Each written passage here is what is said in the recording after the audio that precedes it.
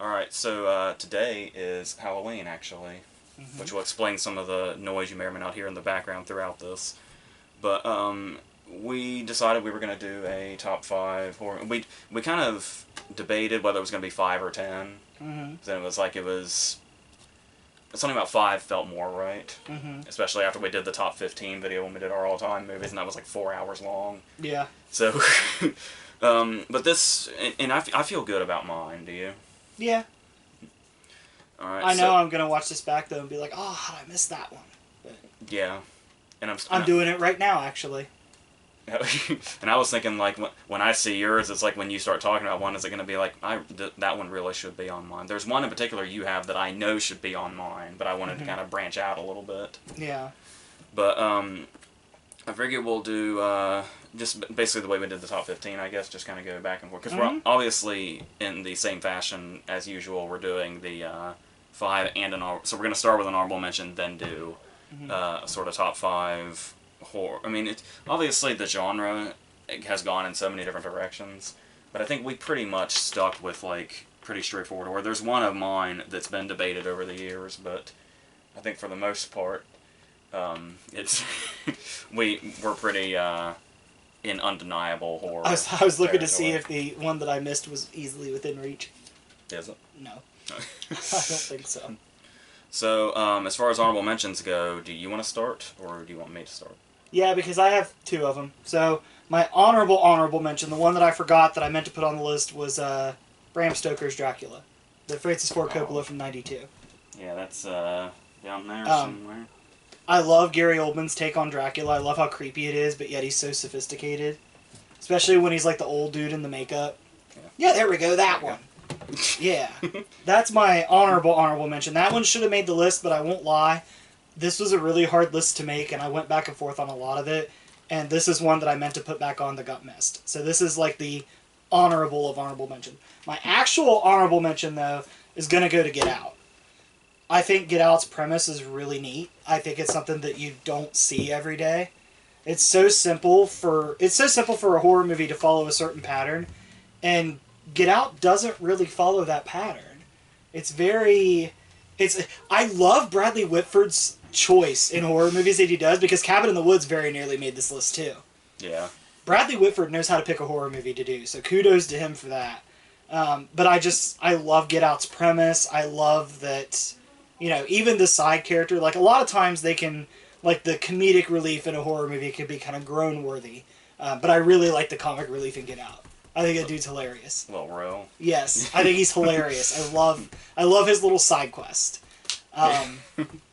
But overall, I think Get Out is a great movie. It's different. It's very well made. Jordan Peele is very good at what he does, which is so funny since he comes from the world of comedy.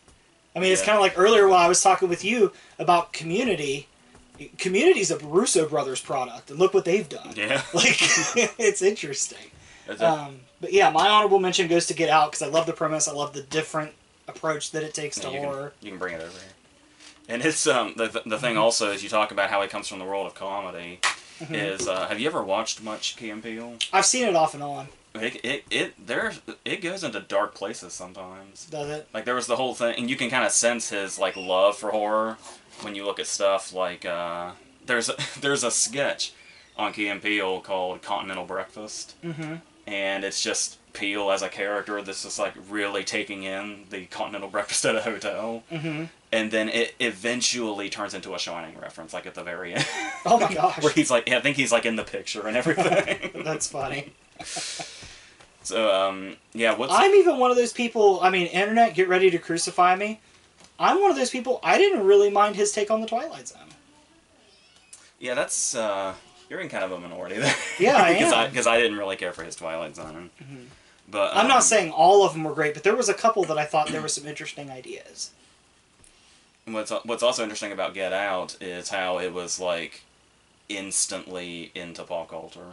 Like, it was instantly a phenomenon. Yeah. And getting the Oscar nominations that it did and his screenplay win a year after it came out to show that, like, it was the talk of the town through the whole year. It wasn't like something that had buzz and then people just forgot about it and went to the next thing. It stuck around, and you still hear it referenced all the time.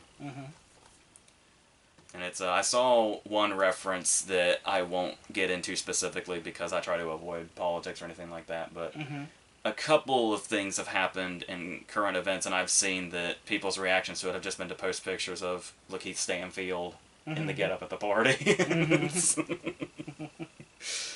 But yeah, so, talking about Peele and horror, what's your opinion on Us? I like Us. I think, I don't know, I prefer Get Out. Yeah. But I do like Us. I like what it tried to do. It's definitely on the creep factor. I feel like Us is The Strangers with more effort. Yeah, there's also comparisons to Get Out, like a lot of people talk about, Body Snatchers and stuff like that. Mm-hmm. I referenced this when I first reviewed Get Out when it first came out. Remember The Skeleton Key with Kate Hudson? Yeah. I feel like there's some of that in there. Yeah, that's true. But it still feels like so unique in its own way, especially with the direction. Mm-hmm. Like you can see his influences, but it still very much feels like its own thing. Hey, remember that time that we realized how great of a pirate name Peter Sarsgaard is? SNL did a whole sketch on that. Is that where that came from? Yeah, I think so. Oh, okay. People are confused by the transition. Peter Sarsgaard is in the Skeleton Key. Yeah. Love me some Peter Sarsgaard. So I think I feel like I was gonna say something else, but maybe I wasn't. Have you seen it more than once? Get Out? Yeah. No. When you see it only took one viewing. Yeah, and when you see it more than once, you'll see so much shit. Yeah. Like all the foreshadowing is like the entire movie is foreshadowing. Surely you've seen videos on it at least. Yeah. Yeah. Mm-hmm. So But no, it's one of those movies that it took me one viewing and I was like, this was an excellent use of my time. Yeah. All right. So is that Get Out? I think that covers Get Out. All right. My honorable mention. I went around a couple of things. I guess you had a honorable mention. Mm-hmm. My honorable mention would probably be The Frighteners, Peter Jackson's movie. Yeah, it's a good choice. I just rewatched that not too long ago too. Pretty much every October, there's about a week where I'm obsessed with The Frighteners. Yeah, it's such a good Halloween movie. It's a perfect Halloween movie. Yeah, it is. It is. But the Blu-ray's all the way up. I think is that a movie that I saw before you? I saw parts of it on like the Sci-Fi Channel or something, Yeah. like forever and ever ago. Mm-hmm. But it's also got like so many. It seems like it has so many things going on at once. Mm-hmm. But yet it all comes together so nicely, and it's really great to see how, like, when you look at this or Dead Alive or whatever, how much fun Peter Jackson had with the horror genre before he went into epic territory. I'd love to see him go back. Yeah, like I would really. I'd love to see it. Yeah, like I had the start of a sentence there, but it's like, nope, it's as simple as that. Yeah, that needs to happen. Mm-hmm. I would love. You know what I would love to see? A horror movie where Peter Jackson and Sam Raimi work together. Oh my god, that'd be out. Yeah, because it's kind of feels like the same sort of meshing of like really over the top gore, but with like a sense of humor. I've got it. An anthology movie where the directors are Sam Raimi, Peter Jackson, and Guillermo del Toro. Yeah, I was gonna bring Del Toro into this. Let's just do that anthology movie. That's gonna be this generation's creep show. Oh my god. I'd watch the shit out of that. This happened in our creep show video. Every time I do a video with you, we come up with these imaginary scenarios, and then I get depressed because they don't actually exist. I know, right? Guys, make these videos more popular so the right people see them. Yeah, but we don't have to do that. Because like I said, if we get too popular, I'm going to quit, so because that's too scary. But well, at least spread the idea of the new creep show with Raimi, Del and Peter Jackson, please, and thank you.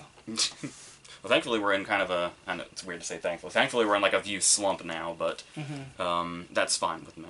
So it's like it's weird to complain about your view count because the only people that are going to hear it are the people that are here. Yeah. And it's like, that's so unfair. Yeah.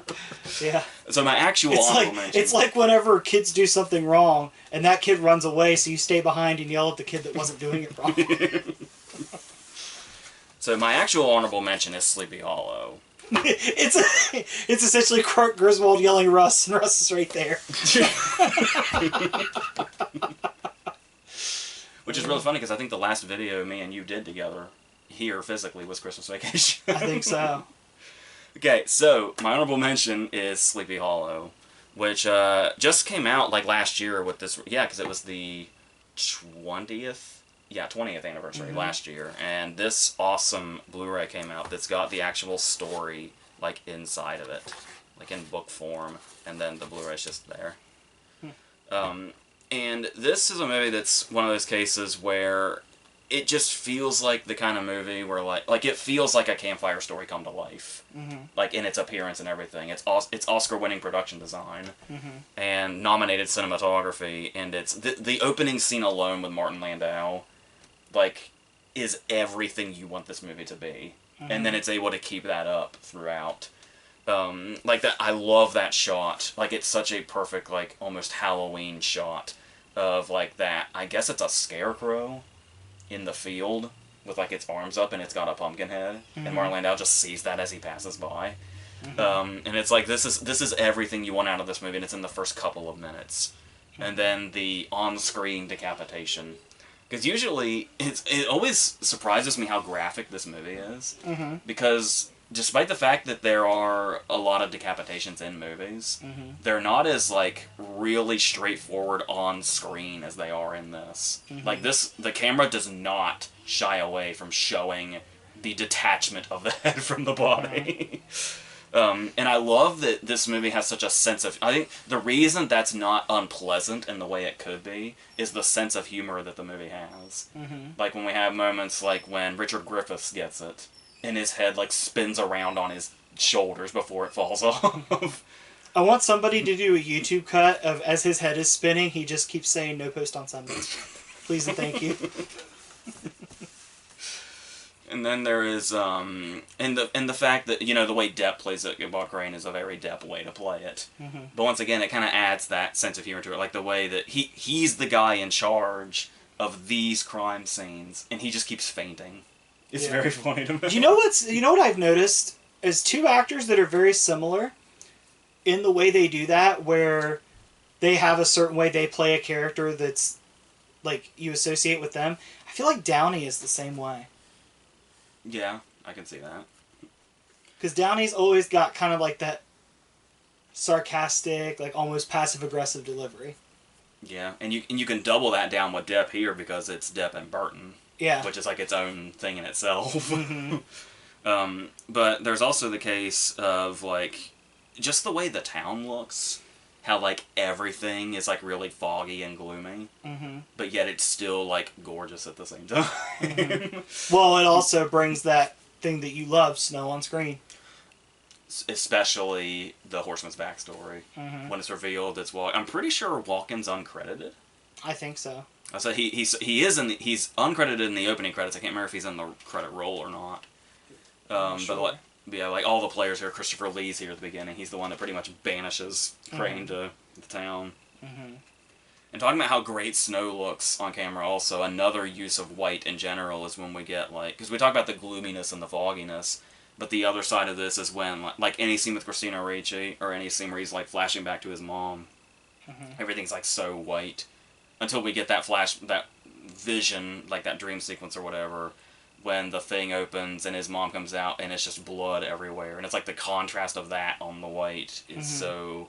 The visuals in this movie are like indescribably amazing. It's funny that you talk about like the contrast of blood on snow, because I actually saw this video the other day where somebody brought up how whenever Ric Flair would blade... when he wrestled, like the blood against the bright color of his hair always looked really good. Yeah, I can see that. Yeah, so it's the same concept. Yeah. It's a little morbid because his was real, but it's but yeah, but it's also. But no, it just goes to show that you're correct that blood against a bright color like that always looks very striking. Yeah. And then it's when it just kind of goes into general like horror movie territory, like like jump scares. It just feels like it's like part of the ride. Like it's not necessarily like the one I think of is when he goes to like, you know, the decrepit being, and when she turns and faces him, like the snakes pop out of her eyes and stuff like that. It's very like haunted house style jump scare, which is really has like a classic feel to it. Oh, another good example, Blood on Snow, when Oren gets scalped in Kill Bill. Yeah, or the blood on the cotton in Django. Yep. But there's also the case of the thing I always forgot about this, because I actually reviewed this movie before and I wasn't happy with that video because I see a pattern here recently. because back then it hadn't grown on me as much as it has now. Mm-hmm. And one of the things I always forgot about this movie is, despite everything else we've said, how action-packed it is. Mm-hmm. There's so much action in it. Do you like that feeling? Like when you go back and watch a movie and realize that you underestimated it? Do you like that feeling? I don't know exactly what I mean by this, but it's kind of a relief. Mm-hmm. Probably especially when it's a popular... Because I know you went through that with LA Confidential. Yeah. Like, you're relieved that you finally understand why LA Confidential was so well liked. Yeah, because it really does suck when you kind of have, like a lot of people like to kind of get up on their high horse, and they say, like, you know, like, when you say... What was with the Nicolas Cage Big Daddy laugh there just now? But it's like when a movie has a lot of hype, it's like people go into it, like, wanting to be unimpressed so they can be different. But it's... But at the same time, it was like that time where it like clicks and it's like, oh, this is like, because I can't remember what exactly it was that didn't like hook me as much as it hooks me now. Pulp Fiction. But it's is another example, yeah. But like I said, whether the action, whether it be like, you know, when he's fighting Casper Van Dien, or when he's, you know, or even scary moments that aren't like action packed, but like horror packed, I guess you could say, like when he kills the whole family, and it's implied he even takes the kid too. Yeah. But then there's amazing shots, like when they discover the tree, like the tree's bleeding and stuff. The imagery in this movie is like out of this world. But then there's that moment when it's like, this is his ground, and we actually get the shot of the horse with the horseman on it leaping out of the tree. It's like, this movie's fucking insane. And it's like, how the hell did I not notice? It's become like Ghost Rider's Spirit of Vengeance for you. It is. It's like, how did I not notice on the first time around how just a leap into pure insanity this movie is? And I love it for that. And every time I watch it too, and I've watched it so many times now, and it looks really good on this Blu-ray too. So I think that's pretty much Sleepy Hollow in a nutshell. Okay. So, in a crazy ass nutshell. Yeah. So I guess it's time for the top 5. Yep. So my top 5 is going to go to Scream. For the same reason that Get Out got it pretty much. Scream it's different, but, I mean, it hits the same beats, but it does it in a very self-aware, different way that nowadays isn't that rare. When Scream came out, that just wasn't done. And then everybody wanted to do it afterwards. Yeah, Scream was a trendsetter, essentially.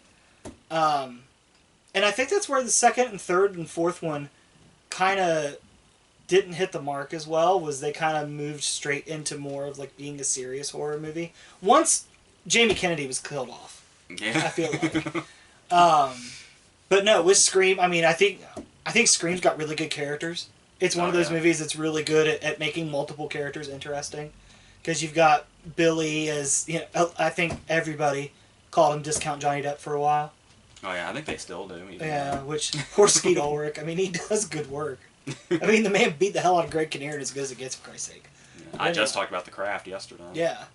So you got him, Stu, Matthew Lillard at his absolute zaniest, which is never a bad direction to go. He unleashed so many quotes into the lexicon. He did. He really did. Jamie Kennedy, of course, who essentially plays you. And talking about Billy and Stu, the concept of there being two of them. Yeah. Was like kind of... Yeah, it was very groundbreaking at the time, because you can think of all your favorite scary movies, and it's either one killer or it's a group. I can't think of very many where it's two. Yeah. Especially pre this. Yeah. Because when I think, like, you know, the single serial killer, you know, Freddy Krueger, Jason Voorhees, or you have the group, like the Neighborhood Watch Association and Hot Fuzz, which is what I want to go with for some reason. No, and the movie, it's a lot of fun. It's Wes Craven taking a genre that he helped make famous and just having fun with it. Yeah. You know, it's kind of, you know, I would say that Scream was almost... I don't know if this is going to be hyperbole or not. You may have to dial me back on this. Scream may be that generation's Get Out. As far as how different it was and how it approached things and how it just kind of took the genre and kind of turned it a little bit. I think also in the case of how it broke out as far as like being like instantly into pop culture. Because there was the whole thing where what's so interesting is to go on like Box Office Mojo or something and watch this movie's box office. Because there was like, I don't think it was ever number 1, but it was like number 3 when it first came out, and then it went up to 2, and then it just kind of stayed in there for like weeks and weeks because of word of mouth. And then there was a point in time where it was like number 7 or 8, like months later, and it was, and people like kept going back to it, and it's another one that's fun to go back and look for clues and you know, kind of see if you can see where the story was going to go. Which even on a rewatch, it takes a couple rewatches to pick up on some of the clues. Like, it's not one of those that, like, after you watch the movie, you go back and rewatch it, it's like, oh, this is obvious. It's not, because since there's 2 of them, there's usually a way to explain everything that's not them being the killer. Yeah, like, there's so many questions you may have, and almost all of them are answered by there's 2 of them. Yeah. The only thing I can think of where people don't think that way is whenever Ghostface is out in the yard, and then we get the video store scene where Billy and Stu are both there. But then, thanks to the third one, you have the fan theory that that's Roman. Yeah. So, I mean, it's... Yeah, those are the only scenes that might be a bit far-fetched, like when he's out in the yard or when he's at the store. Yeah. But at the same time, at the store, that could be anybody. Yeah. That could just be a random dude. That could have been one of the students that Principal Hembry got for being a jerk. And the way that it's mapped out, like, once you go back and look, like, when you first watch the movie, you think killing the principal was so pointless. But then when you go back and watch it again and you realize the point of killing the principal was to empty out the party because everybody would want to see the principal's dead body, it's brilliant. And another thing that's brilliant, I love that Henry Winkler, one of the nicest people in Hollywood, Henry Winkler's death means so many different things here. Because there's that, and there's also the idea of introducing him as a red herring, because it's the kind of movie where you're like, oh no, like Randy says, everybody's a suspect, and then Principal Henry does one of the most incriminating things ever by saying, you know, I ought to do this to you, how would you like that? And then it's like, oh man, is it him? Dead the next day. Yeah. It's like it's playing with the whole concept of red herrings by doing that. It's definitely a red herring factory. Yeah. And it does a good job of cementing everybody as a suspect. Yeah. Like how much of an ongoing thing it is throughout the whole movie that the most obvious choice is Randy. Yeah. But then at the same time, the most obvious choice is also Billy. There's not only are there so many red herrings, there's so many people that it just seems like it's too easy that it's them. Yeah. And the funny thing is, too, is you don't really suspect Stu throughout the movie, but then once it's revealed that he's one of them, you're like, okay, yeah, that makes sense. Yeah, the closest we get to him being a huge red herring is when, like, the music darkens and he talks about how you got somebody. But then that's it. And then that conversation just goes right back into where it was. Yeah. That's just it. He lays it out right there. And just when you realize that... Is Billy revealed first to be the killer? I'm pretty sure it's Billy that's revealed first. Yeah, because he shoots Randy and then Sidney has to run away and runs into Stu. Yeah. So, I mean, it's one of those cases where, you know, once you realize it's Billy, if you still remembered that thing about Stu, you're like, oh, that was a red herring. No, it's a red herring for a red herring. And it's like, I don't know, it's just... Scream is one of the... You always make references to these. Scream is one of those movies I would love to go back and rewatch for the first time. Yeah. Only problem is I felt like I knew almost everything going in because of fucking Scary Movie. I'd seen Scary Movie like 20 times. Let me rephrase. This is one of those movies that I would like to go back and rewatch for the first time without any knowledge of Scary Movie. I am so jealous of our mom. Our mom got to see this in a theater, like right when it first came out. And I would have loved to have been there. Yeah. I mean, I would have been 5, so I would have been terrified of horror movies, but... Or no, I would have been 6. I think it was around Christmas, 1996. But that must have been amazing. Probably. Like back when people didn't know that Drew Barrymore was going to die in the first scene. Yeah, because she was a big deal at the time. We didn't even mention Drew Barrymore yet. No, we didn't. No. And it just kind of sets it up from there. They get a big name at the time, like Drew Barrymore. Well, I guess Drew Barrymore's still a big name, but at the time she was huge. And to just discard her after, what? Is the opening scene even 10 minutes? I think it's about 12, I want to say. Okay.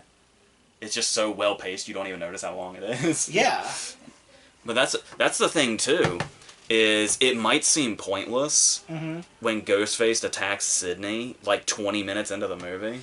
And it's like, well, she's the main character, obviously, so it won't matter. But it's like, think about back then, when Drew Barrymore had already been killed in the first scene. There was a lot of people that probably assumed that was going to be Sydney's death scene. Yeah. And they were just going to keep killing off the seemingly main characters. Which would be insane. What you find out also by the end of the movie, if they would have succeeded in killing Sydney in that scene, the movie would have been over. Yeah. That was the goal. That was the weird part, is they went after their goal so quickly. Yeah. Because it's like, because really the only reason they killed Casey was not for Stu. Because Stu was pissed at her because they broke up. Yeah. So if anything, killing Casey. And I kind of feel like killing Casey was kind of their, let's see if we can pull this off. Like a test run. Yeah. Yeah. Because the next target after her was Sydney. Yeah. So where Ghostface is known as a serial killer, I don't think that was the original intent. Like, in their mind. Yeah. Well, we haven't even brought Maureen into it either, but there was that also. Yeah. But I always love that moment when Billy says, like, why he went after Maureen specifically. And we get that shot of Stu, and Stu had no idea. Yeah, even Stu was like, whoa, I didn't realize it was this deep. So, is that Scream in a nutshell? Yeah, I think so. Alright, my number 5 is kind of a... This movie's weird. a lot of people argue about this movie's placement in the genre, but I think it's earned it over the years, and it's pretty well known as being in the horror genre. I'm going way back to 1932, I believe. Hipster. Two Freaks. Because there were a couple of Todd Browning movies here. He also did a movie in 27 called The Unknown. That's kind of has a similar, it's kind of a similar vibe. That's also a masterpiece in its own right. But I went with Freaks because Freaks is the one that kind of, once it's in your brain, it never ever leaves. Like, you probably saw this, 15 years ago? And it's probably... Has it been that long? I would think. And I just remember the fucking chicken at the end. It's fucking weird. And the chant. And it's like, and that's the thing is... I haven't felt that way in a movie. The only other time I felt that uncomfortable in a movie is, of all things, when Justin Long is first unveiled as a walrus in Tusk. Yeah, I've always wondered if Kevin Smith used this as inspiration, especially since they're similar endings, because they're just on display at the end. Yeah. But it's but yeah, just think about that. How long ago the last time you saw this movie was, and how entirely in your brain it still is.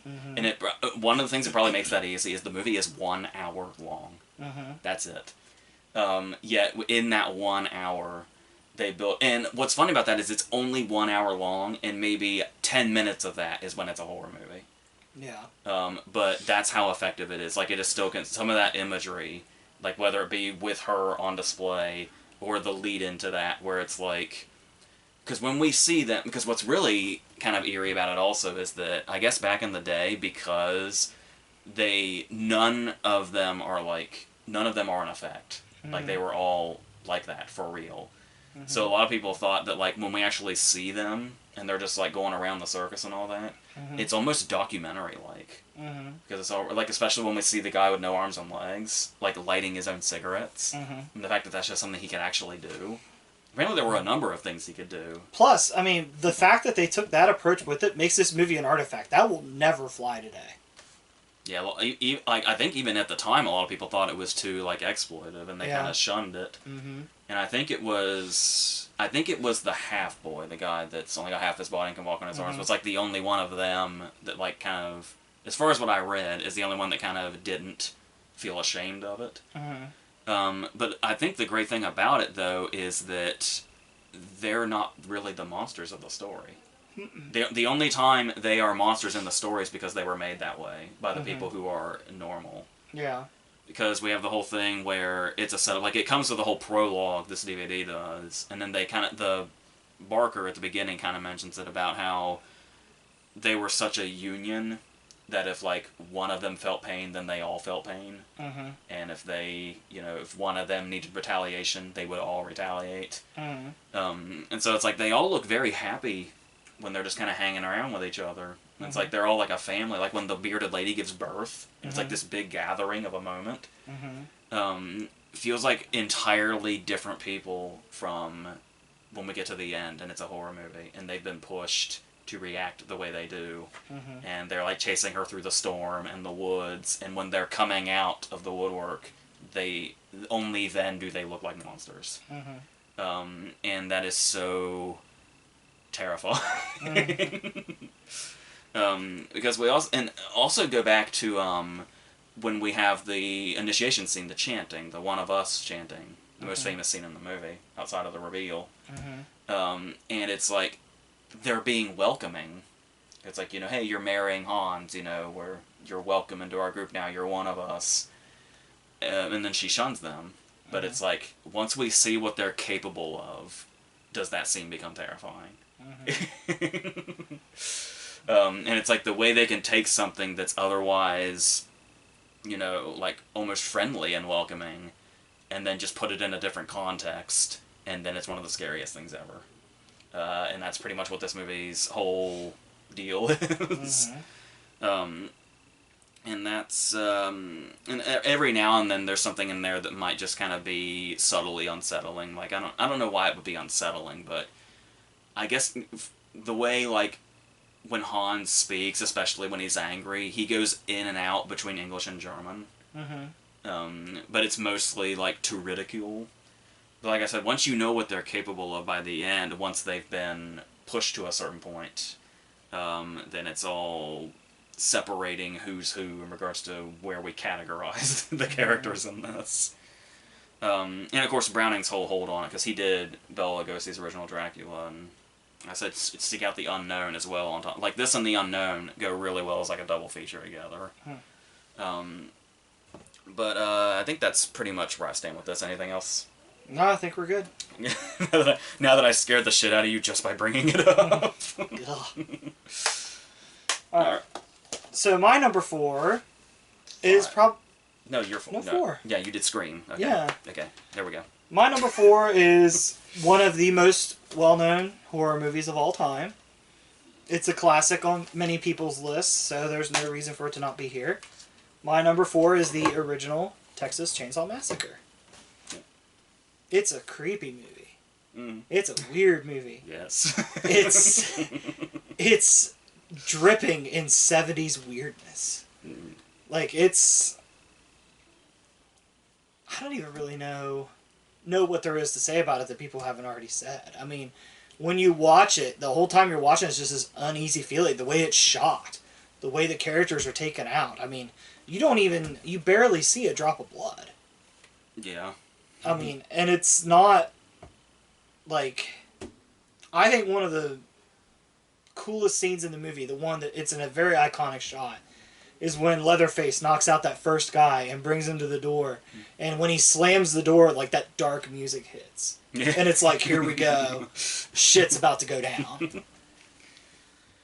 And it's also, like, it's basically like this maze of terror where, like, we get a look at, like, the house from the inside, but then, like, every new room, and it feels like there are endless rooms in this house. Yeah, this like house feels like...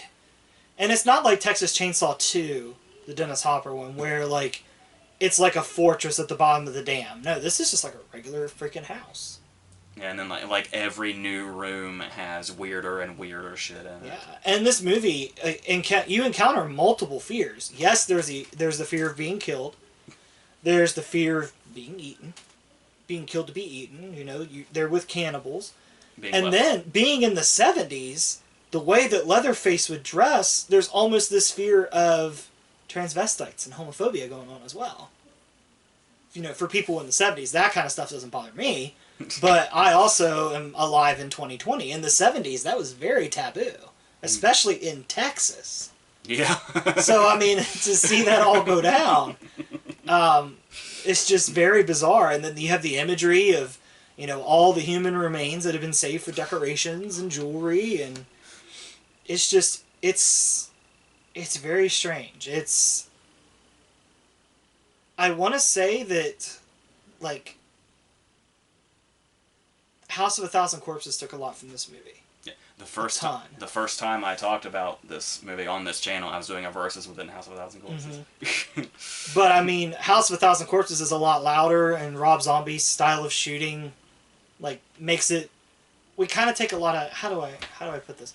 We kind of go on a lot of tangents with House of a Thousand Corpses. Yeah. Where we just cut to random shots. Where this, we don't get any tangents where we get to leave. We're stuck here the whole time. And the most interesting part too is, you know, usually a movie like this ends, the final girl is only the final girl for, what, 5-10 minutes? Something like that? Is it Marilyn Burns? Yeah. Marilyn Burns is the only one left, and we've still got a little less than half the movie to go. Yeah. I mean, once she gets, you know, once she gets taken back to the house from the barbecue joint, the rest of the movie, we're just stuck with her just looking at all this go down. We didn't even get most of this imagery. Yeah. We got very little of it before she was brought back to the house. Yeah. We were focused on the killing. So once there was no one left to kill, then Tobe Hooper thought we would see some of this imagery that was going on. And that's when, you know, the grandpa is very famous in this movie. We don't see the grandpa until the very end at the dinner scene. None of the other people that have died know half the shit that went on at this house. Talking about the grandpa. Franklin knows nothing about grandpa. He can't blow raspberries at him because he doesn't know who he is. And that's the thing, too, is talking about Franklin, before I go back to the grandpa, is you were talking about the different kinds of horror that there are. Mm-hmm. And it's like, even when we do, like once we're at the house and we get stuck there, even when we do cut back to Sally and Franklin, there's still the horror of being like stranded in the dark. And it's like how frantic she is to get the flashlight from it. Yeah. And I also really appreciate this movie because I feel like, how do I put this, especially with what I do for work? I think there's a tendency to make a lot of people that are disabled sympathetic in a movie like this. And I love that I can hate Franklin as much as the other characters because he is such a whiny bitch. It's nice to have a character like Franklin that, you know, they don't shy away from making him an asshole just because he's disabled. And making him kind of... He's basically a burden on everybody, and it's not even so much his disability, it's his attitude. Yes, exactly. Like, yes, he's in the wheelchair, but his negative attitude toward everything is what makes him a downer. And ultimately gets him killed. So I love that Texas Chainsaw didn't shy away from that, even in the 70s. Yeah. I love that they didn't shy away from that. So this is definitely a unique movie. There are... You know, there's a ton of sequels to this movie, but none of them hold a candle to the original. None. And, you know, a lot of people say that about, it doesn't hold a candle to the original. You know, This one's one of those 100% cases. Yeah. 100%. Of course, they also went in totally different directions. Like, by the time they had already gotten to 2, they were in, like, self-aware territory. Yeah. Like, how 2 has that poster where it's a remake of the Breakfast Club poster. Yeah. But it's the Sawyer family. It's like, we were already there in the second movie. Yeah. But yeah, with this one, I mean, it's just... The way it's shot also makes you uncomfortable. Like, to me, it's a big accomplishment when a movie, in the way that it's shot alone, can already put you in that uncomfortable feeling before any horror takes place on screen. You know what I think that is? Like, the low budget makes it feel so real. Like, it feels like we're watching really well-edited found footage. Now, I will say there is one other Texas Chainsaw movie that I like, not nearly as much as this one, but the other one, believe it or not, that I like the most besides this one, honestly, is the Jessica Biel one. That's interesting. Yeah. Out of all the other ones, I would point to that one. And I remember thinking that one's prequel was okay. Yeah, I'm not sure. I haven't seen that one. Which is weird. But it's weird how this seems like such a simple concept, but I think it's because the Sawyer family is so enticing in just how crazy it is. Mm-hmm. But we can talk more about them later. Yeah. If you want. Yeah. We'll pick this conversation up later. Yep. I'm just going to put this on my side. Okay. Real Spoilers. But my number 4 is another choice where it's a remake. But it's a story that we've been told so many times that it kind of has the leeway to do its own thing while still telling the same story in its own way. And this, I don't believe, this might sound pretentious or something, but I don't know how else to say it, so I'm sorry. This feels less like a movie and more like an experience. Like, I really want you to see this at some point, because I know you haven't seen it yet. And it's a movie I talked about on Versus a couple of years ago, so I can just touch on things again here real quick. It's Werner Herzog's Nosferatu. He looks so much like Willem Dafoe. Yeah. It's almost like Willem Dafoe wasn't playing Max Schreck, he was playing Klaus Kinski. Yes, this guy looks just like Willem Dafoe. He kind of does out of the makeup, too. Yeah. So, this... Oh, man. It's so sad that we've done a list about horror movies and we have not yet got to talk about Willem Dafoe, and I don't think we get to today. I don't think so. We love you, Willem Dafoe. We're going to talk about you soon. But what Klaus Kinski does here... Actually, before Klaus Kinski, what Herzog does here is that you know the story of Dracula well. I think you even read the book, didn't you? I read some of the book. It's kind of a weird book because it's kind of a book told in journal entries. Yeah. And this is the same thing, like it's where Nosferatu had different, F.W. Murnau's movie with Max Schreck had different character names like Count Orlok and stuff like that. This is actually, it's called Nosferatu and it's a remake of Murnau's movie, but the characters are Dracula, Harker, etc.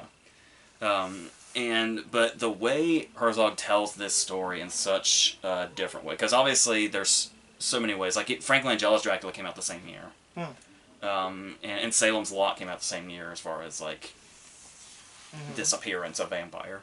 But the thing here is that the way he makes it feel, it's under 2 hours, it's like an hour 45, but it feels so epic in how it's shot. Like, when Harker goes to the castle, that whole journey is it's like, imagine like postcard imagery when he's going through the mountains, but postcard imagery that's got a constant doom. And like the score is really dooming and stuff like that, and it's like it's kind of like when Keanu Reeves goes to Dracula's castle in the Ford Coppola one. Yeah. Okay. But you can see like this movie almost is like it puts you under a hypnosis, like it's actively doing that through the whole thing. And it's on YouTube. For free. It's one of those. This one is? Yeah. But I have a hard time recommending that because obviously it's with ads. Yeah. And the whole movie is so immersive. Like it really, really... So it's not like when I watch Dirty Work on YouTube and... Yeah, I mean just to get a look, even if you might be missing some of the immersion, just to get a look at like the imagery in this, because it's the whole movie. I would take a look any way that you can. But especially the way, not just what Kinski's doing in his performance, which is amazing, because obviously he's creepy as hell, but there's also like such a sadness in him, where he just like, has the constant sad eyes, yet he's like terrifying at the same time. So you can like see like the whole history of him just in like a look without him even saying anything. But it's the way he's shot too, where he's so pale, yet he's always in the darkness. It's almost like he's constantly glowing. And it's like really weird. There's shots where it's like it's just his face. I kind of get that on the back. Yeah. The glowing thing. And it's just his face, but it's like when he's in the shadows and all you see is like half his face, and it's just like it's like a head floating there. And it's got one of the most memorable moments in horror movie history to me. There's a couple, one of which is a direct reference to Murnau's movie where we get the shot of Orlok and we're like on the ship and we're looking up at him. That shot's here. But there's the shot when he initially sneaks in and bites Harker. Because he barely sneaks. First off, we get a shot of him in the hallway, like, stalking up to the room. And there's just like a dim blue light way in the back, and the rest is silhouette as he's coming forward. And then we don't see him enter the room, it just cuts. And he's just standing in the doorway like that. And Harker's like sitting up, like he thinks he sees something, but he's not sure. And he barely moves at all from the doorway, and we see the moment where Harker registers, oh shit. And then and then he just creeps and creeps. There's no music. The only sound at all is like wind howling, and even that's like way in the distance. And he just like creeps on him and creeps on him and creeps on him, and then we just cut to something else. And it's one of those images also where it'll just be in your head forever after you see it. See, I don't know if I could watch that now, because where I sleep, I'm the side closest to the hallway, and my door's always open. So, like, if I open my eyes, I'm just looking out in the hallway. Oh man, I want you to see this movie so badly. You probably want me to see it more now. Yeah, and it's also so incredibly bleak. Also, not just in the imagery, but like just the events as well. Like it's one of those cases where we end on, this is gonna keep like the very last scene is this incredible shot, like a very wide shot of a beach, and the wind's like blowing the sand, and it's a changed Harker on his horse just going off into the night, and like it's gonna spread and all that. But it's also got a really dark sense of humor. Because like the more it starts to spread, there's this big shot of like the town square, and it's like the different funerals like intersect. Oh man! Because so many people are getting off. That's crazy. That's not done enough in movies. I want somebody to do a supercut of those funerals intersecting, and then it intersects like the New Orleans funeral from Live and Let Die. And, like...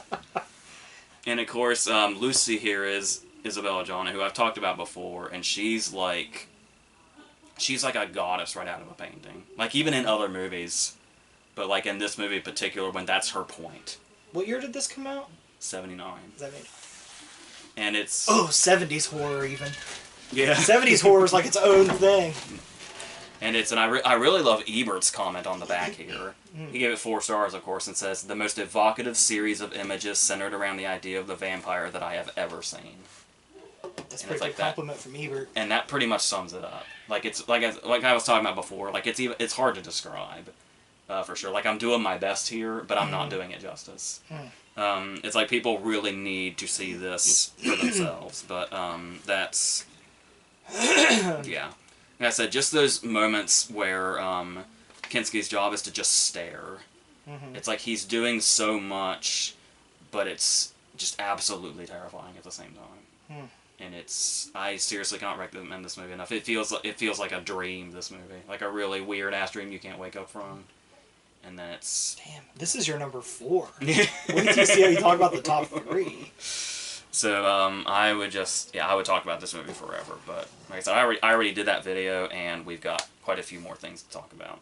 So, I will leave that at that for now. Okay. So, time for number 3. Number 3... for my top 3, these are movies I watch every year in October. I've never missed a year. I've already knocked out my viewing for this, obviously, because it's the 31st.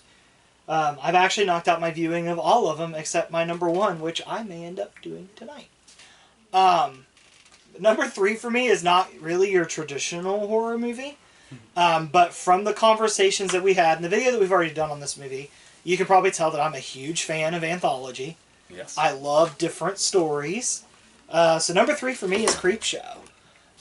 There's not much to say because we've already talked about these movies.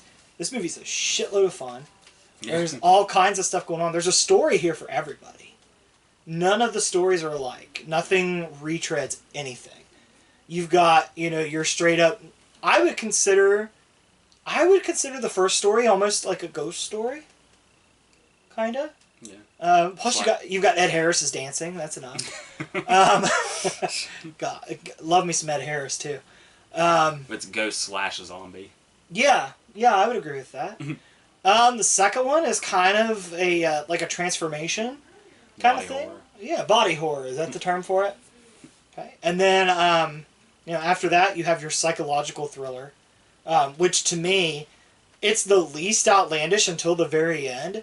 But I love the Leslie Nielsen Ted Danson segment. That's probably my favorite of all of it. Yeah, it's always been mine. Yeah, because it's so well done. Leslie Nielsen's great in that one. He's great, and Ted Danson's always great.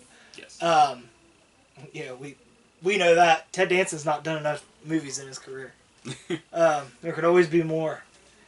We can talk about his TV career all day. Yeah. But And after that, you've got your monster movie with the creature at the college, which I love how Holbrook in that one too.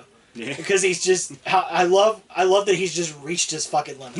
Like I love it. I love it so much for him. And then finally you end on like a bug story. With E.G. Marshall, plays extremely well too. Is this completely uptight, almost like not politic, but like business Donald Trump. Like this guy that just barks out orders and things happen, and when they don't, he's threatening to fire people. You could probably throw in paranoia to that one also. Yeah. In regards to the horror that it touches on. Yeah, I would agree with that because you don't know for the longest time if it's all in his head. Yeah. And it's and the way the movie's shot is very, very well done, and each segment is shot differently.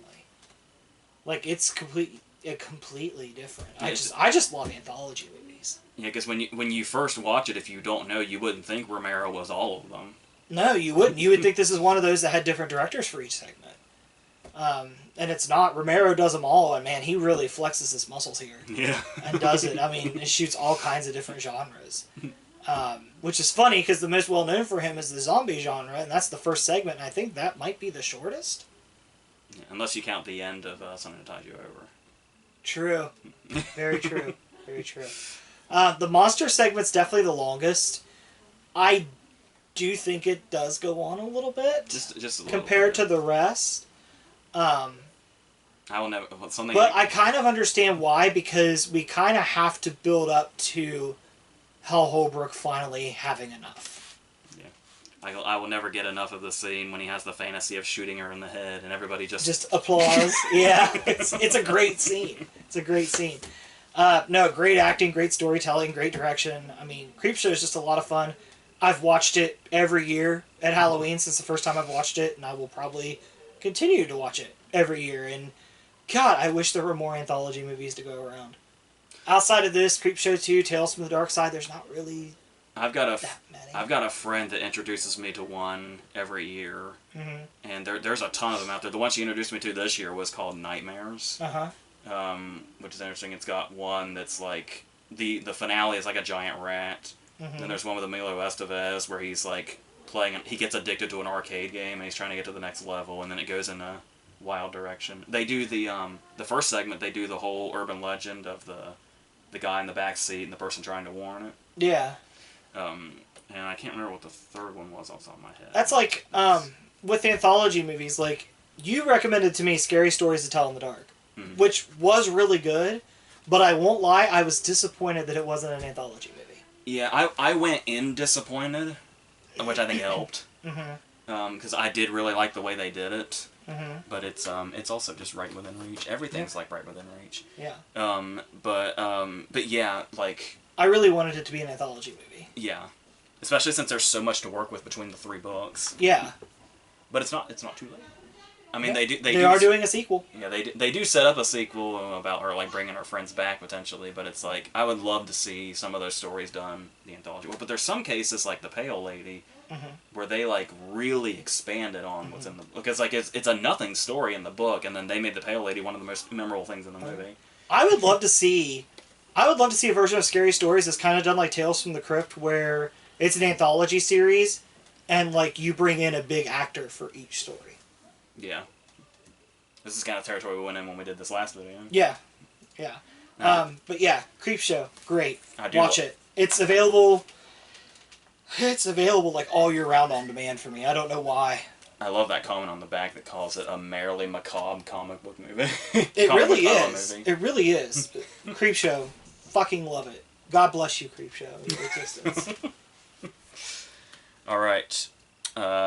Only in these types of videos would you hear the phrase, God bless you, Creepshow. Oh, one more thing. Do you disagree? No. One more thing as well is... You said that in the same tone as if you didn't want to do an interview with Squeak. I was doing something where I was trying to put music on in the background while I might have been writing or something. And on YouTube I found the full soundtrack of Creepshow. and like they, you know, like sell it on vinyl and stuff like that. Yeah. And it's like, the soundtrack's amazing. Especially that very famous theme in Something to Tide You Over. That like Eli Roth used in his Thanksgiving trailer and stuff like that. Yeah. So yeah, that's just one more. All plus. the dong dong dong. Yeah. That was a really good imitation of it. Thanks. That was such a good imitation. You're going to get us a copyright strike. Shit. All right, my number 3. Well, I did such a good impression because I told you I watch Creepshow every year. Of course. And I usually don't save it for just Halloween. I probably watch Creepshow twice a year, at least. So my number 3, we're going back older. We're going to 1962, I believe. To another movie I've already talked about, but that's all right. Carnival of Souls. Carnival of Souls. You haven't seen this, have you? No. The name of it kind of freaks me out, though. Oh, yeah. So this guy is the threat. Yeah, I can see why. Yeah, that, as threatening as it looks, is just the director with like pancake makeup. That's all it is. But it Let me is. see him again. But it's absolutely terrifying. Let me see him again. He looks like A fucking ghoul. yeah. He kind of looks like the love child of Nosferatu and George C. Scott. Well, that was unexpected. So, what's great about Carnival of Souls is the simplicity of it. It was super, super cheap. It's like no budget whatsoever. And the only threat is actors, including director Herc Harvey himself, in basically white pancake makeup, and that's in suits. Or dresses, depending on who they are. And it's... Formal wear can be scary. Yeah, it's terrifying. Especially when we actually get to the carnival scene, and it's all of these people, like, dancing, and then the footage is, like, sped up, and it gets really fucking weird. But it's the classic case of, is the main character dead or not? Because the opening scene is... Formal wear is very scary. Because for me, that's why I hate ghost children. I will not do ghost children. Yep. My second least favorite is ghost brides. Yeah. I do not like ghost brides. Don't like it. No, sir, I don't like it. Except Gina Davis and Beetlejuice. Yeah. Yeah, I'm so glad that my shelf has since been rearranged because... That's another one that I really wanted to put on this list, but it's just not horror enough. Beetlejuice doesn't freak me out. It's just fun as hell. We're on the topic of Del Toro. I have a copy of The Devil's Backbone, Uh-huh. and that damn ghost kid is on the spine. Yes. And I hate ghost children so much. But, as disembodied children voices are the freaking worst. But, as far as Carnival of Souls goes, no children, interestingly enough. I'm kind of surprised they didn't go in that direction. Because they would have gotten a pretty tall creep factor out of that. But the people work enough. But have you noticed we haven't talked about any ghost children in any of these movies? Yeah, we're too afraid. Yeah, fuck ghost children. But the thing about Carnival of Souls is it has that setup of, is the main character dead the whole time or not? It's the whole case of she and her friends are in a car and they're racing these dudes, and in Beetlejuice fashion, they go off the bridge into the water. And only she comes out and they can't find the car. And then she's basically in this sort of somewhere like a Jacob's Ladder type in between life and death thing, and these ghouls are basically coming for her, potentially to take her to the other side. Maybe it's the same ones that track down the bad guy in Ghost. Yeah, very well could be. Who knew that Ghost was in the Carnival of Souls universe? Well, Ghost... You and I always find a new universe whenever we do a video. Ghost and Jacob's Ladder are by the same screenwriter and came out the same year. There you go. With Carnival... We keep getting off Carnival of Souls. Sam Witwicky. But no, Carnival of Souls was... I was creeping you out about Nosferatu. Let me creep you out about Carnival of Souls. Where'd I get Witwicky? It's Sam Wheat. Yeah, Witwicky's Transformers. I don't know why I know that. Oh, my bad. Yeah, get out of my mouth. Sam Wheat. Okay, so, talking about the opening scenes of Carnival of Souls after she's trying to get back into her normal life. You have driven on the interstate in the dark a lot. Yeah. Okay, well, take this scene. Okay. Actually, it's multiple instances. You know when you're, like, driving down the interstate and it's, like, really late, and pretty much anything that's way off in the distance looks really fucking creepy? Yeah. That's how she first sees the carnival. Oh. It's like way in the distance, and we only see like the silhouette of it against a barely lit sky, when it's pretty much complete darkness. Mm-hmm. And her radio will only play creepy organ music Mm. as she's driven into this area. Yeah, organ music's creepy enough. And then you know how when you're driving down the interstate and it's dark, and you can start to see your reflection on all the windows. Yeah. And sometimes it might feel like there's something else there. Mm-hmm. Well, she looks at her window, and it's just her reflection in the window. And then she looks back at her reflection in the window. It's that. Oh, God. Oh, God. All this is the same scene. The creepy organ music on the radio, seeing the carnival way in the distance as a silhouette, all while she's driving alone on the road. And that's the start of the creepy factor of this. This is the start of it. This is how we've introduced that face, how we've introduced the carnival building. And then, really, it's a very short movie, and its scares are very simple. How long is it? Like an hour 18. Oh, okay. I thought you were going to be like 42 minutes. It feels short. And really the only other main character we introduce is this dude that's got his own sort of creep factor. Like, he's a normal dude, but he's like her neighbor. And he's like always creeping on her and trying to hit on her. There's a point in time where she's like getting dressed, and we get a close-up of like his eye and like where the door is ajar. Oh. Yeah. So we can bring that kind of factor into it also, where it's like there's an unease. But then just at the most unpredictable times, the main dude here keeps showing up again.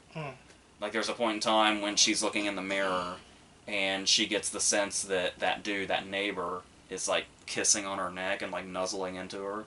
And when she looks in the mirror, it's this face. Or did you go the wrong way with that? I was showing the camera. Oh, okay. And it's you were just sharing. Or there's the moment when probably the most effective moment in the entire movie, outside of when she's like driving down the road, is there is a point in time where she's talking to like her doctor. And there's a point in time where he's like turned around in his chair in his office. And then he just turns around and he's like, well, sorry I had to have my back to you. I was working on this thing. And then right towards the end, when everything's getting really chaotic, it's a similar scene where she goes frantically to her doctor and she sits down and the chair is turned. And she has a whole long monologue about everything that has happened and how she's feeling about it and how terrified she is. And she says, like, you know, do you hear me, doctor, or something like that. And the chair turns so fucking slowly, and and there's no sound effect, there's no music at all, just in complete and total silence. This chair just slowly turning around, and he's just sitting there smiling, the ghoul, and it's absolutely terrifying. And like I said, the more it goes towards the ending, when she goes to the carnival, they're multiplying, and it's. Yeah, and then, of course, the ultimate reveal of her corpse has been in the car this whole time as they finally drag it out. And it's the whole case where, like, when she was running out on the beach to get away from them, it's like, when the cops are investigating, it's footprints on the beach, and then they just stop. And it's like, it's just as the heat turned off, it got really silent in here. So that's pretty much, like I said, it's so terrifying in a very simple way that used its budget, its very, very minuscule, practically non-existent budget to the absolute fullest. Like I said, the unpredictability of never knowing when that face is going to appear is insane. And the thing was, is it caught me so off guard the first time I saw it, because the first time I saw it, it hadn't reached Criterion yet. So it was just in one of those, like, 50 horror movie packs that are, like, in the public domain. Yeah. And they're usually, like, shit and cheesy. And I was like, well, I'll do this. And I was like, well, Carnival of Souls is a gripping name. Let's see what this is. And I was like, wow, not only is that such a quality movie, it is terrifying. And then when I learned it went to Criterion, it was like, yeah, thank God. So I need to update this too. Yeah, so that's would be my number 3. Is that the first time you ever got to talk about Carnival of Souls on camera? I did a Versus with it and The Innocents a few years ago. Alright, so number 2. Top 2. This is another one that's not going to take very long, because we just talked about this movie recently. Let's go with the more familiar cover here. Number 2 for me is The Shining. What's there to say that we didn't already cover? As I say, I did a video on it last year. We did that video on it this year. Yeah. It's pretty much one of the... And this was the case I was talking about where it was like, it probably should be on mine because it is a perfect horror movie. But since we've talked about it so much and I wanted to kind of branch off into things that have like a really big impact as well on me and, you know, culture and otherwise, this is a perfect horror movie. Like, especially with the whole idea of just not explaining anything and letting the... As bad as a lot of the fan theories are, it's... Or even conspiracy theories, for that matter. I love the fact that you can do that with it. Yeah. Because it just leaves everything open. And the more unexplained it is, the more terrifying it is. Yeah. And this Jack Kroll from Newsweek, on the back here, calls it the first epic horror film. It really is kind of an epic. Yeah. Because, I mean, we've got... This movie is so much build-up.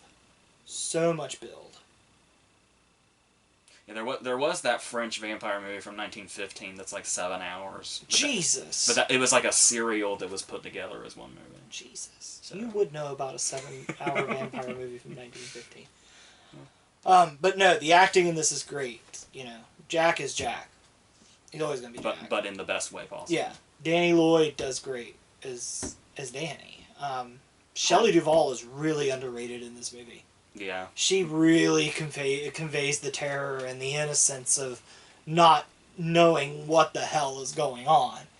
And just kind of losing it over it and having to deal with Jack and having to make sure Danny's safe. And Shelley Duvall is very, very underrated. We didn't talk about her very much in the last movie, so we'll use this time to focus on her. Shelley Duvall is great in this movie.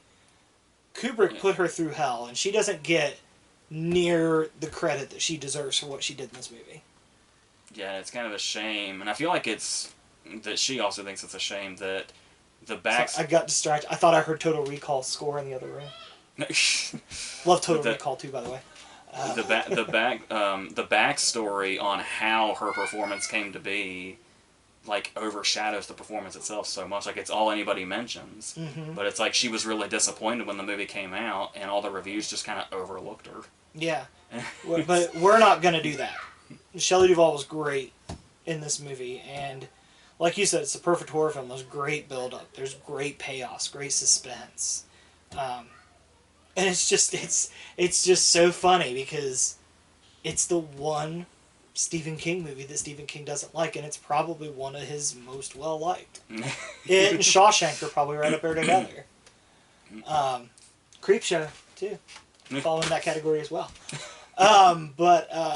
Yeah, there's not much else to say. I mean, The Shining is The Shining, and we've already talked it to death, especially you have a whole other video on it, too. So we won't take up any more time with The Shining, because we've talked about it before. You know how we feel.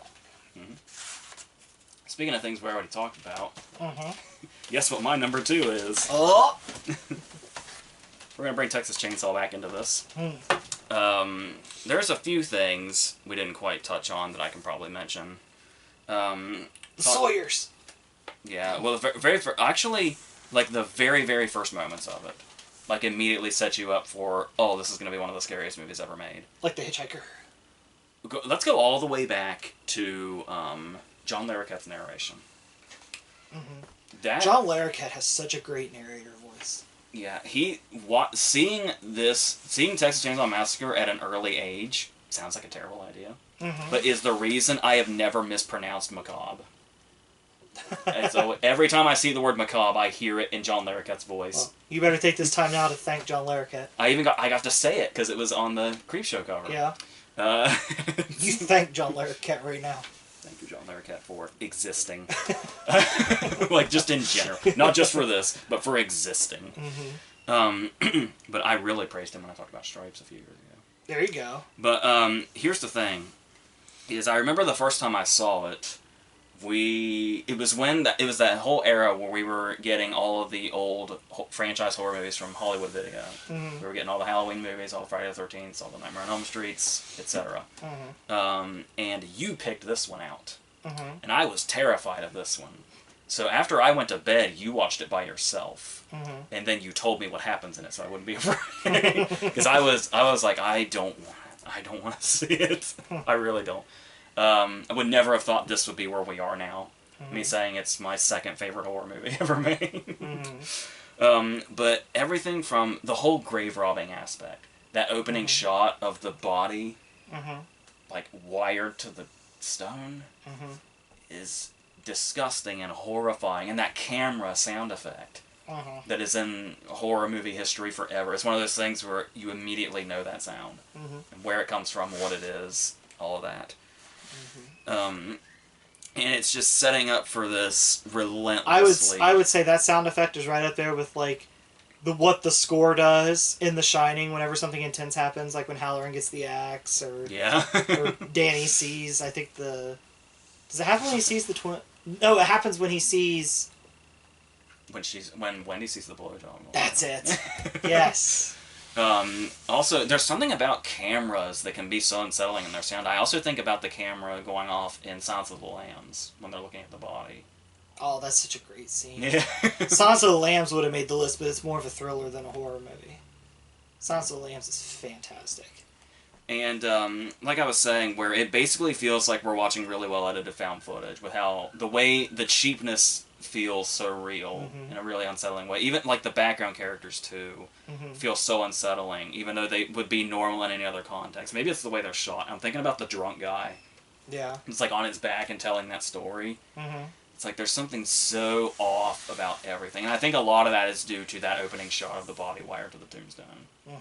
Just immediately sets you up for a relentlessly scary experience. And that's pretty much what you get.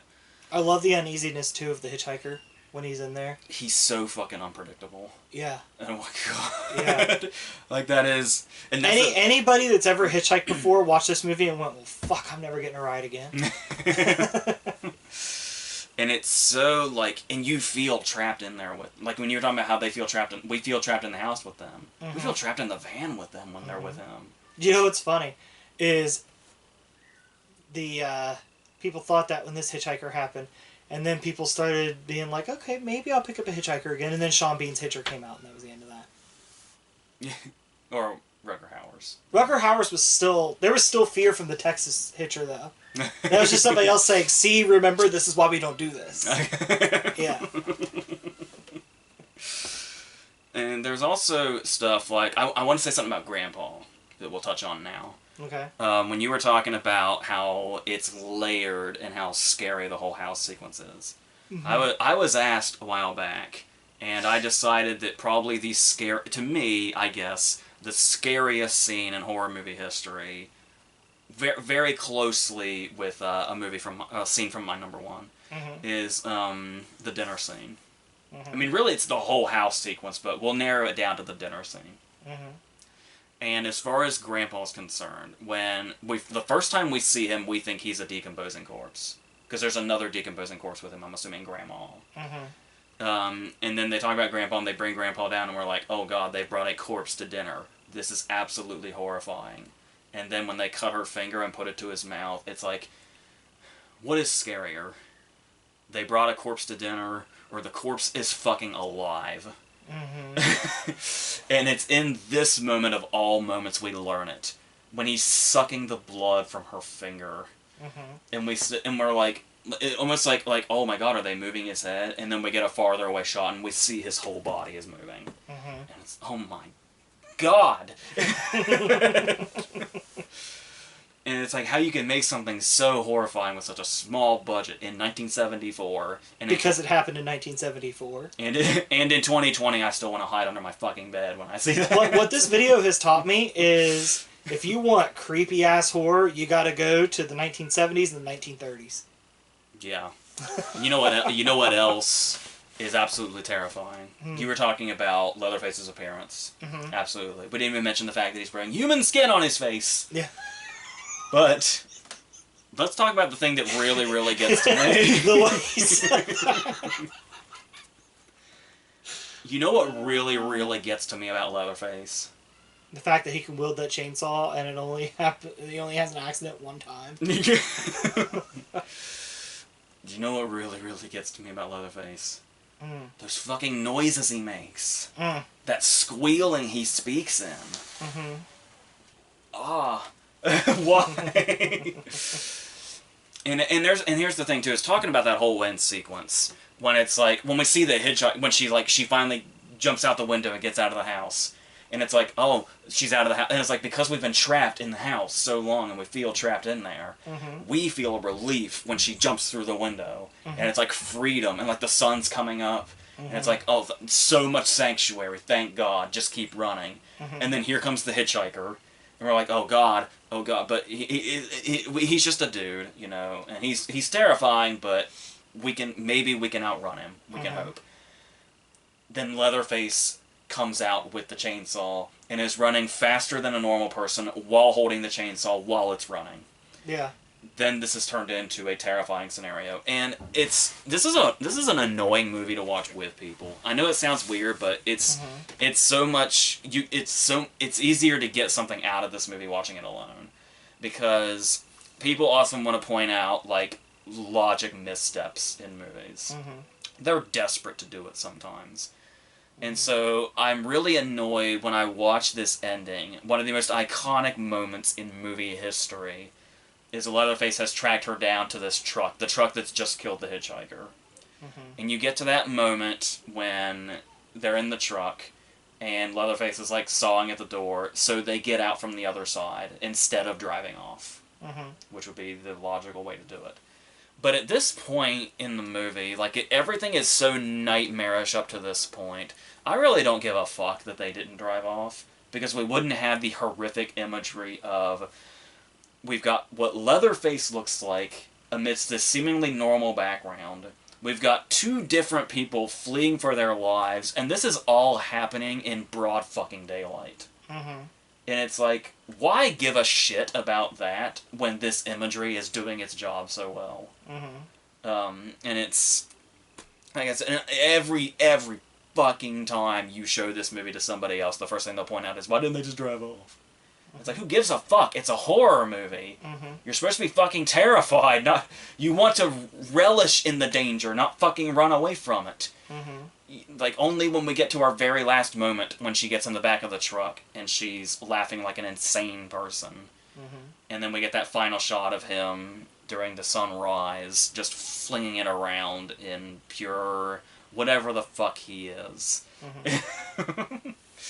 And it's like, that's all I really care about, is getting to that point. And there's also the whole feeling of being trapped when she goes for help and it turns out that he's like the father. And they end up back at the house. It's like the whole idea of being able to trust nobody. It's like, in this little town, like, every turn you make is going to bring you right back to square one. That Which, in itself is a whole terrifying We were talking about House of a Thousand Corpses earlier. House of a Thousand Corpses takes that idea to 11 when the girl escapes and gets in the car like in Texas Chainsaw, but the driver's Captain Spaulding. Yeah. Yeah, and this is one of those that, like, you know, a lot of horror movies end with the destruction of the monster. And when we leave the monster, he's fine. He's just irritated. Like, he hasn't been killed. He hasn't even really been subdued. He cut his leg a little bit with the chainsaw. A couple stitches, which obviously he knows how to sew because of his mask. He'll be fine. He doesn't sew skin, especially. Yeah. And that's the thing, too, is imagine that ending with no sequels and no remake. Imagine that ending just as is. And think, that's how it ends, is him wheeling it around like that. And then when it just cuts to black, you leave forever thinking they're still out there. Yeah. They're all still out there except for the hitchhiker. And that's, oh my god. That's, even the hypotheticals for this movie are terrifying. So, is that about the... Oh, and I was talking about what you said. I do love the idea that, like, it's pretty simple, but I just love the inclusion of it just for, like, the satisfaction. Because it could always be the scenario of trust no one, and, you know, the person that she hitches a ride with could be also insane. So I like the fact that we do get that brief moment where, while she's laughing and screaming and all that as they're driving away, we do get a good look at the guy when he turns around, and he's got this very, what in the fuck look on his face. Yeah. So we know she's going to a safer destination. So it's an outsider, finally. So, yeah, so is that pretty much what can be said about Texas Chainsaw? I think so. Alright, so if I am not mistaken, we both have the same number 1. Yeah. So this will be really simple. We can just have some combined thoughts here. Yep. It's pretty much given away already if you saw our top 15 video, because this made my top 15 of all time, let alone horror movies. And almost made mine. Yeah. I think I mentioned in the video that it almost did. Now, and it could be disappointing if you wanted something like outlandish or unexpected or something like that. Not outlandish, not unexpected. And another thing you have to understand about these lists is, you know, for me, I'm pretty sure The Shining was on my top 15, but Halloween wasn't. The Shining's number 2 here. You would consider The Shining for your honorable mention, but you did something else instead. Yeah, but I mean, the reason for that is the way that I did this list was just based on, like, you know, what I essentially enjoy watching around this time of year. Yeah. So, if you see a little inconsistency with my list, it's not me being inconsistent, it's just me approaching the list in a different way. Which is why I felt the need to bring up stuff like Freaks and Carnival of Souls, but also The Frighteners. Yeah. So, I mean, it's obvious, right? It's Halloween. Literally, and right here. So, what do you have anything? Do you want to start? The thing that gets me about Halloween is what you were just talking about with the end of Texas Chainsaw. Half of Halloween takes place in broad daylight. Yeah. On a school day. Yeah. Like, it's insane. You know, it's insane the thought that... And he wears this mask. I mean, he blends in perfectly because it's Halloween. Yeah. Any other day of the year wouldn't have flown. Yeah. Wouldn't have flown. I love how much later movies, like David Gordon Green's movie, used that to his advantage, where he can walk amongst people, like while everybody's out doing their thing. Yeah. Are you talking about the one that came out in 2018? Yeah. Oh, I really liked that one too. Yeah. And it's the whole thing about how it's such like a safe looking neighborhood, like it's such a normal looking neighborhood, and it's like the safer the background, the scarier his invasion of it is. Like he's so, like what he's doing is so out of place in this neighborhood. Yeah. Even when he's stalking around in his car, and like when he just like stops when like Linda yells at him or Annie yells at him. But I had talked about the dinner scene in Texas Chainsaw being my choice for scariest scene of all time. The one very close to that is the opening scene. You talk about those scenes where you see them for the first time and they never leave. It was broad daylight the first time I saw this movie ever when we were doing our renting sprees. Yeah. And it's the idea of we're seeing this whole point of view. There's so many point of view shots in this, which is a terrifying place to be when we're talking about a character like Michael Myers. And to see from his perspective all this stuff go down. And his sister's apparently very unsatisfying night with her boyfriend, because they go upstairs, the light goes off, Michael just walks into the house like 10 seconds later and he's already coming down the stairs. It's like, wow, she was not satisfied at all. But besides that, no, the scene is absolutely terrifying, and we see him like take the knife out and all that, and we go up the stairs and he stabs her. And then we get this whole thing and this whole dreaded build-up. The score, Carpenter's scores are insane. And so good. Like he's almost as good of a composer as he is a director. Like they're like right on par with it. So he's Eastwood. Yeah, they go so well together. And then the absolutely terrifying thing, the thing that scared the holy shit out of me, was the parents walk up and say Michael and take his mask off, and it's finally revealed it's a fucking child. It's a child with like what in any other context would be a very innocent looking face, but you can already see the darkness in his eyes because he's just frozen. And then we pan out, and the parents aren't even moving. It's like the whole image freezes as it pulls back, and the score gets bigger and bigger. That is like the quintessential opening scene to a horror movie. And when it happens, like Rob Zombie's remake, like it made Michael be from a broken home, where they like shouted at each other like William Forsythe was shouting at everyone. The most predictable fucking way you could do it. I love the idea of it being even more terrifying that he came from a completely normal, loving home. Yeah. That's more terrifying to me. That no matter what you did, like, no matter how much you love this child, he still became what he became. Yeah. And that in itself, as Rob Zombie tried, that in itself is like a whole movie. Yeah. And then to have that big cut forward, and he's going to come back to this town, is... Not only that, but another creepy scene for me is whenever Dr. Loomis and the nurse pull up, and it's completely dark, and there's just patients wandering the grounds. And it's fucking raining. Yeah. It's so unnatural. Yeah. They look fucking ghostly. Yeah, they do. Oh, God. Yeah. Kind of reminds me of something you'd see in the way that you described Carnival of Souls. Yeah, absolutely. And then there's, like, so much of this movie. And the funny thing is you expect a jump scare out of that. And you don't. They get out of the car and start trying to wrangle up people, and Michael just drives off. Yeah. There's no jump scare. When he climbs on top of the car and when he hits the window, there kind of is, but not in the way you expect. No. And it's like, that shot in itself, him crawling up the car, is so unexpected when it happens. It's like a very unnatural movement. Yeah. And those score beats that he hits so perfectly.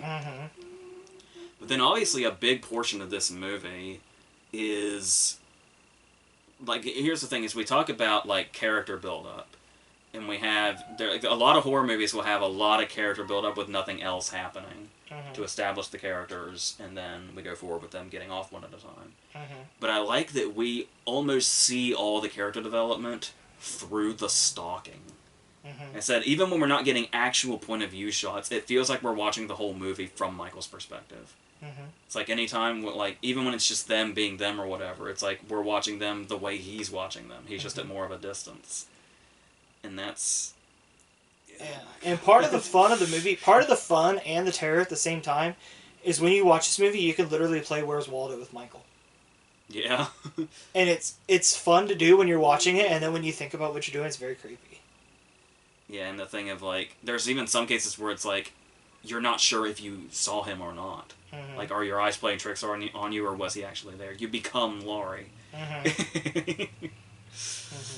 And to be able to accomplish that is, like, just takes a masterful hand, which Carpenter obviously has here. And once again, something is such a simple concept, but yet you can do this kind of stuff with that. That's like the later movies. It just needlessly complicates everything. Yeah, I've talked about this before, where it's like, you look at the Nightmare on Elm Street franchise, and some of that stuff got really creative. Like, you know what's really underrated is Nightmare on Elm Street 4. It has a lot of really cool scenes in it. And the Friday the 13th movies are always my guilty pleasures.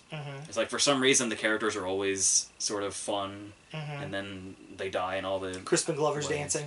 Oh, yeah. Crispin Glover's dancing.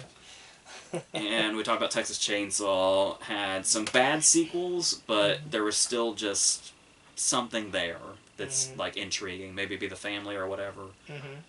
The Halloween movies were not good. No. Like, most of them aren't good. Like, the 2018 one's good. There's this one, there's David Gordon Green's. I like, I'm not, this isn't popular, I don't think. I like H2O a lot. Yeah. But all the others... Pretty much if Jamie Lee Curtis is around, unless it's Resurrection, it's okay. So even Halloween 2 is not terrible. I don't really care for the second one that much. Really? When he stalks the old couple and, like, is in their house is, like, really, really creepy. But then the rest of it, I was never that into. There is one good thing, though, that we got out of the sequels. Mr. Sandman? Paul Rudd. Oh, yeah. And Mr. Sandman. Dude, I wish I was voting in New York the other day. Did you know Paul Rudd was handing out cookies to voters while they waited in line? No. How fun would that be to get a cookie from Paul Rudd? That man just seems so delightful. And he doesn't age. In Halloween, he looks like he does in fucking Endgame. Yeah. I don't know how he does it. I saw somebody post a picture that they got. Sorry, this is off topic, but I saw a picture that somebody posted the other day of them hugging Paul Rudd, and the top comment was, "Wow, he looks great for 85." I guess he was playing Tommy in 6, wasn't he? Yes. And then Anthony Michael Hall is supposed to be playing Tommy in Halloween Kills. But Kyle Richards is actually coming back. Yeah. That's the thing too about Kyle Richards and whoever's playing Tommy here, whose name I can't remember. The way they interact as children is so realistic too. Like the way he hides in the curtains and the way they make fun of each other and all that. Speaking of Anthony Michael Hall, earlier I told you to watch Community. Wait till you get to Anthony Michael Hall's episode. It's fantastic. But there's also, talking about Tommy like hiding in the curtains and stuff like that, we get shots like I said, seeing Michael from like we usually see him from like, you know, the perspective of Lori or Linda or whoever, but Annie. But then there's also the case of seeing him from Tommy's perspective, where we're looking at him as the boogeyman. And it's like when we kind of see him standing outside the house, and then there's that second where it's like, oh, are we seeing what we're seeing? I'm not really sure. And then there's the second time when he's actually carrying Annie's body. And it's like, that shot is fucking terrifying. And then just the whole idea of the climax, where he never speeds up, yet he always catches up. It's like, good God. Yeah, it's like you were talking about earlier with Texas, where you see how fast Leatherface can run. Michael doesn't change speed. Yeah. He'll find you. He'll catch you. And the way they do this in long takes too, a lot of stuff really stands out. It's one of those cases where you're really anticipating a cut, and sometimes it's dragged out so much and leaves you in such suspense. You're like begging for a cut. But the more suspense it leaves you in, the better it goes. And I love how his face isn't revealed. Yeah, the mask is what we know. Yeah, it's like half revealed right before he gets shot the first time. But that's as close as we get. Yeah, it's not like... Because, I mean, you could see some of the... I know they're the guilty pleasure for you, but Friday the 13th, each movie that Jason's face is revealed, it's more ridiculous each time. And it's like... Well, the thing also is that it's been a case where, like, once the mask comes off, the mask stays off for, like, the rest of the movie. Yeah. And it's like, when Michael's mask comes off, he immediately wants to put it back on. Yeah. And then there's the case of it, as far as like the climax, when he keeps coming back, which has become a horror movie staple forever and ever. Did Michael Myers start that? I am not entirely sure. I want to say it's definitely got to be at the beginning. Because Leatherface didn't, because we never got to that point with him. Leatherface was never really in a position of being defeated. Yeah. But the great thing about this is that up to this point, the movie has felt so real. Like, that's what's made it so terrifying. Like, there's nothing that's really been horribly outlandish at all. No. And it's another one that, like, the budget is so low, you feel like that you're watching events happen on this could be happening 2 streets over from you right now. Yeah, we could be the Mackenzies. Yeah. And so, with that in mind, when Michael starts to seem dead and keeps coming back... in an otherwise such realistic setting, the terror of that is amplified so high that it's like he can't be killed. And even when you think he is, they go and look out the window and then 2 starts. Yeah. So, and obviously one of, if not the most iconic horror theme of all time. So... Which is so weird that the sequels did give us Mr. Sandman, and it's so associated with Halloween, but it's nowhere in the first one. Yeah, it's like Mr. Sandman is the Jason of Halloween. Yeah. Yeah, you're right. That's a good way to put it. All right. It is that it? I think so. I don't know how long we went, but here we are. I don't know. So this was supposed to be the last video of the month, but I got behind. So the next, 5 videos are going to be me playing catch up. And then that'll be where we are, and then November is going to be whatever. Before we sign off, I think we should say, this morning what we found out, rest in peace to a legend. Yeah. I'm glad we kind of... It's if we hadn't already done the Bond video, this would have been one we did. Yeah, for sure. For sure. But Sean Connery gave a lot to the movie industry. He didn't always have the best movies. And went out on one of the worst possible choices, but it was so interesting that he actually retired and stuck to it. Yeah. So yeah, and he got to enjoy his retirement. Yeah, he stayed alive for 17 years after he hung it up. Yeah. Which is pretty amazing, but yeah, a legend's gone, and his work will live on. So let us keep Gene Hackman. Yeah. Yeah. He's the other retiree that. Yeah. I think he even retired the same year. Yeah. Or But close to. I will say the same thing that I said when I found out this morning that Sean Connery had died. Fuck you, 2020. Yeah. Fuck you. We're almost there. We're almost at the end. Hang on, Gene. So let's hope. Let's hope this is a bad year and not a bad decade. Yeah. Because we're at the start of something. Yeah. So that is more horrifying than anything we've talked about in this whole video. Hang in there, Gene Hackman. All right. So if there's nothing else, is that it? I think so. All right. Happy Halloween.